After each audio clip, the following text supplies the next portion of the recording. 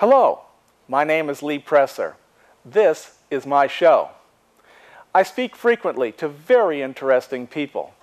Some of these conversations are so exciting, so intellectually stimulating, I thought others might like to listen in.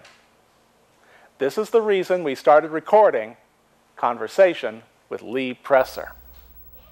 Welcome to Conversation with Lee Presser. The mission of Shakespeare Festival St. Louis is to produce professional Shakespeare theater outdoors in a city park, free and for a diverse audience. This year's play, Hamlet, will be performed in Forest Park in an area between the St. Louis Art Museum and the St. Louis Zoo, just off of Fine Arts Drive. Performance dates are May 26th through June 20th, except for June 1, 5, 8, and 15. Seating is on the open lawn. Audience members may bring a blanket or a low folding chair. Our guest today is Rick Dildine. He's the executive director of Shakespeare Festival St. Louis. Mr. Dildine is also a producer, director, and actor. Rick Dildine, welcome to Conversation. Hi. Hi. Good to be here. Yeah, well, we're glad to have you. You're new at this job of being the executive director because you're not the guy that we had here last time. Right. So how did you happen to get this gig? Well, they did a national search about a year ago, actually, and I started the process in March of 2009. So I joined the team in September of 2009. So been here for a few months now. Okay. So what is the mission of your organization? Well, our main goal is to produce professional Shakespeare outdoors in a city park, free and for a diverse audience, and to provide education. So our main focus is to put on a large-scale, highly professional production, totally free for the city of St. Louis in Forest Park. Now, the people who are your actors, are they local St. Louis people? Yeah, we have a cast of about 18 people. 2/3 are from St. Louis and 1/3 are from across the country. Mostly New York is where they're based out of. We do a national search for all of our actors. We have a casting agent in New York who works with us on bringing the people in that we need. Now, the lead character, Hamlet, would he be one of these ones that are from New York? Actually, surprisingly enough, like I always say to people, if you're going to do Hamlet, the first two questions you have to ask yourself are, do we have the person that can direct it, and do we have the person who can play the lead role? And luckily, this year is the first year that is a St. Louis director, and the lead is also from St. Louis. Jim Butts is playing Hamlet this summer. He's from a pretty well-known performance family in St. Louis, the Butts family. His brother is Norbert Leo Butts, who won a Tony Award a few years ago. So we got Hamlet right here in St. Louis. Well, this is cool. Well, people have heard of Hamlet. I mean, they hear this all the time, but it's like, okay, what's next? What is this story? What is the story of Hamlet? Yeah, I mean, if you want to get it down to the simple, right. This is a guy who went away to college, and while he was at college, his father is killed mysteriously, and then his uncle, his father's brother, marries his mother.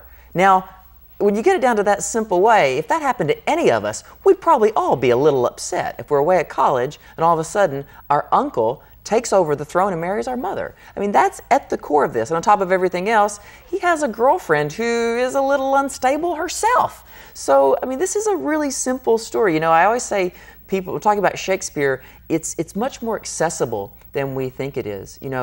Romeo and Juliet really is about first love.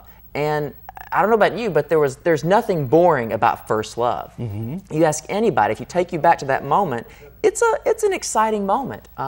So Shakespeare is a lot more accessible than we think. Well, oftentimes I think people get locked into the language, because in high school they're made to read out loud or to read to themselves some Shakespeare play, and it's like, huh? What? Right. What? What is it? You understand? Oh, absolutely. Did that happen to you? Absolutely. How did you get turned on to where you like Shakespeare? Because so many people who have read it in high school, they're like, I think the most important thing first is to understand the story. So when you understand the story, you can appreciate the language. And Shakespeare added over 2,000 words to the English language that he created himself through his 38 plays. So that's why I think it's more important to understand the story. So when I'm talking about Shakespeare, I'm really trying to always get it down to the simplest story of what it is. Hamlet is 4,024 lines. It is by far the longest Shakespeare play.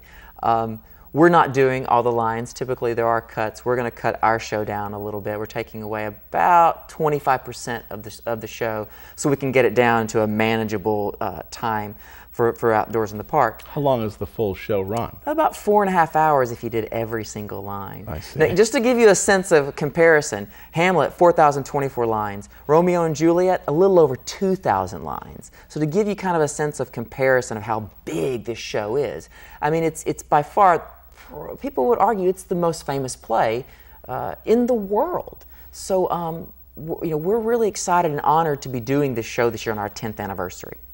So there must be, I mean, you're not doing it inside in a controlled environment.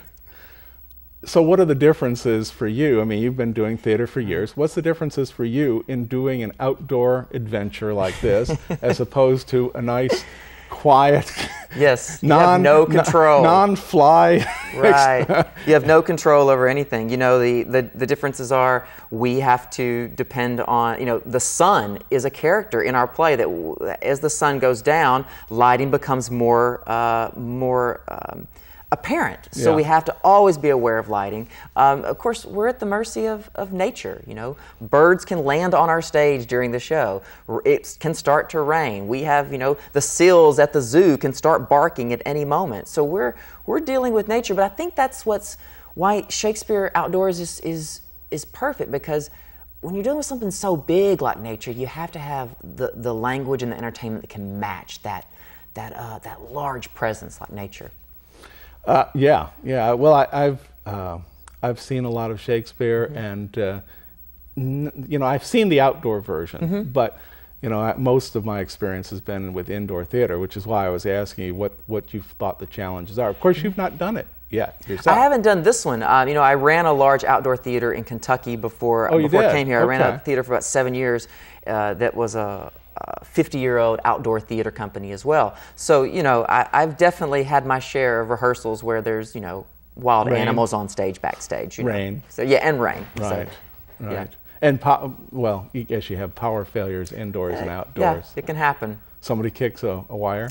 Someone can kick something and it all goes out. You know, this year we did a big campaign out in Forest Park, which a lot of our patrons might not notice, but all of our cable is laid now. We've put in brand new drainage so that what was once a problem of a muddy area if it rains, that problem is gone now. We've had it professionally graded, and we've laid in drainage that the place will dry up in about an hour and a half after it rains. So.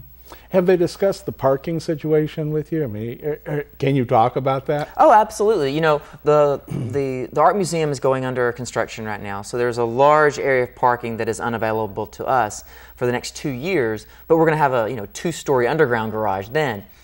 We're going to lose probably about 100 spaces, but we know that the construction ends every day at 3 o'clock. We're making plans of where people will park. We're not too worried about it, but there will be a little bit of a shortage. But it should be anything to scare people away at all. Does the zoo allow you to use any of their parking, or they still have to pay for parking there? Although it's very close. It's very close. I mean, if they want an easy spot, just go to the zoo park there and walk Everything's across. Very close. There's several parking spaces there. We're going to be having people out on the streets directing people to parking.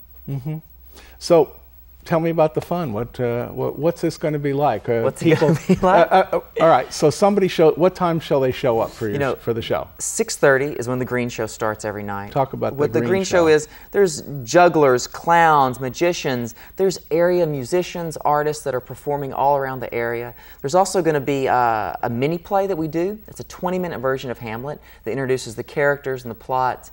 The Green Show is a great time to bring kids, because from 6:30 to 8 o'clock, you're going to get to see a mini version of the play. You're going to get to be entertained with all these different performers all over the Glen.